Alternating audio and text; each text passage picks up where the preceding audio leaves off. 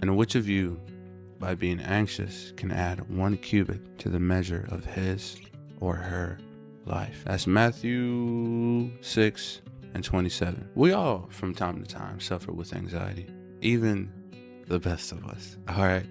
Being in my last relationship, my girl would always talk about, oh, you're fearless, like you probably don't ever struggle with anxiety and yada yada yada. It's just because I hit it well.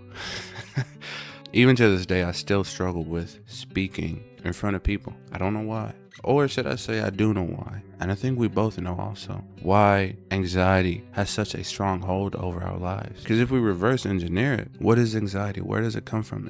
It comes and stems from doubt. And where does doubt come from? It comes from your perspective on a situation, and you are anticipating it or expecting it to not pan out the way you want it. You got a track meet coming up next week, right? You're going to practice, showing up, doing what you got to do, but you think of that track meet, and all that's going through your mind is, man, them other schools, I got no idea what they got cooking. They might have some guys out there, that might put belt to ass. So you're expecting it to not go well, and then what starts to creep in is doubt. Man, did I really practice enough? Did I do what I'm supposed to do? Could I be better? Should I do this? Should I switch up the diet so that I'm ready and I'm prepared? You're already expecting to lose. And as they say, you know what I'm saying, the man who expects failure before even trying, the dude who expects to lose the race before the race even starts, he already lost. That's you. But that then transcends into is track day. You're right there on the line, and anxiety is just giving you crazy back shots because you already expected this to not go well. Now you're doubting your own ability to perform at your highest potential. Now you're cooked. Speaking from experience, by the way, I ran track in middle school, and when I tell you that legit was my character building arc. First track meet, even though I showed up to every single practice, first track meet, I was so anxious, hormones, whatever you want to call it, shooting through the roof. I jumped over the last hurdle, right? I had about, 10 more meters before the finish line. My legs gave out and I fell on the ground right before the finish line, bro. I could see it. I was just so nervous, and I jumped, fell. I'm like, damn. I look up, I see my coach, I see other runners, people on the sidelines. They're like, yo, get up, go. Like, come on, you right there. I legit had to crawl and roll my way past the finish line, bro. Like out of some movie type ish. Like legit, I had to crawl and roll my way past the finish line. I finished the race. I didn't come first nor second. But let me tell you, I wasn't last though. I was not last.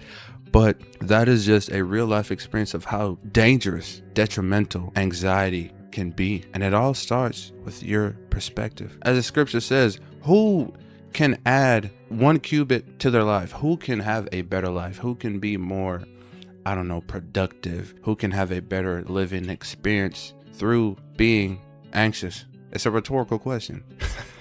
No one, not you, not I. Worrying about the situation will not make it better. It will only make you worse. As they say, the evil of tomorrow is sufficient thereof. So don't worry about it, bro. Tomorrow has its own struggles that it will need your energy, your time, and your attention. So why are you wasting today's energy on tomorrow's problem? All it does is rob you of the ability to take care of today's problems. You already got shit you got to do today, bro. Why are you trying to carry 2 days at once, you idiot? Sorry, but it's so simple, man. Take it a day at a motherfucking time. Really let that sink in, bro. I get it. I'm not saying, don't plan for the future, but don't live there. Don't let all the negative outcomes that could happen weigh you down today. Because again, you got no idea. I think there's a study that says 80% of the time, you think something is going to go wrong, go bad. 80% of the time, it doesn't. And that 20%, where the worst case scenario does happen, 50% of the time, it's not even that bad. 50% of the time, the worst case scenario is not that worst case scenario. It could have been worse. And it's like, yo, the numbers are in your favor, bro. So don't worry about it, man. I get it. It's deeper than just saying don't worry about it. But if you can start with changing your perspective, bro, if you can start by saying, okay, here's something that ain't here yet. It ain't on my plate. It might be on my mind, right? It might be stressing me out, but let me try and look at it in a different light. And if I can't, leave it alone. I seen this analogy with this guy, this teacher, this professor. He poured some water in a cup, held it up. He asked his class, yo, how heavy is this cup of water? They were like, oh, 8 ounces, 10 ounces. He was like, yo, the exact measurement is not what I'm talking about. If I hold it for 1 minute, it ain't that heavy. If I hold it for an hour, my hand might start to hurt. If I hold it for a whole fucking day, I'm gonna feel like I was doing curls or some shit the day before. My arm finna be numb. And he said, remember, bro, when you get to that point where you have these thoughts, this emotion, this expectation of something going wrong, when you have all these worst case scenarios playing over and over and over in your mind, remember, you can put down the glass, bro. You don't have to continue to hold on to it. So if right now you can't change your perspective on what may come, bro, put the cup down, man. Stop thinking about it. You might say, oh, well, it's not that easy, dude. I can't just stop. I can't not think about it. Like, bro, you actually can. Like, it's crazy how motherfuckers be feeling as if their mind is in control of them when it's legit the other way around. Who told you that? Who fooled you? What crack you been smoking to make you truly believe that you can't stop? Just like you're letting yourself think about that bad situation over and over again. You keep on bringing it up. You know, when you're doing something throughout the day, it comes to your mind and you let it stay there. That idea pops up and then you're like, oh man, and then you just let it run and play. My dude, my sis, you can be like, yo, this idea, I'm a lock back in on what I gotta focus on right now. Doom scroll. Nah, don't do that.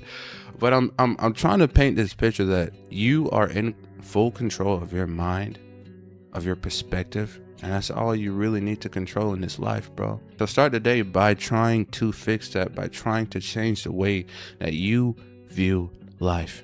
You do that, man, I'm telling you, life finna be a whole lot sweet. Speaking from experience, man. Again, I'm not finna say anxiety and doubt, it completely fades away, because it don't. But it gets manageable. It gets to a point to where it's not controlling you. It's not the only thing on your mind. And that's the best place to be, my guy. But that'll be it for the video. If you guys enjoyed it, feel free to drop back in. We upload weekly. Remember, you are in control of your mind, your thoughts, and your emotions. But most importantly, your perspective. So y'all take it easy. Y'all stay safe. And I'm going to see y'all in the next one.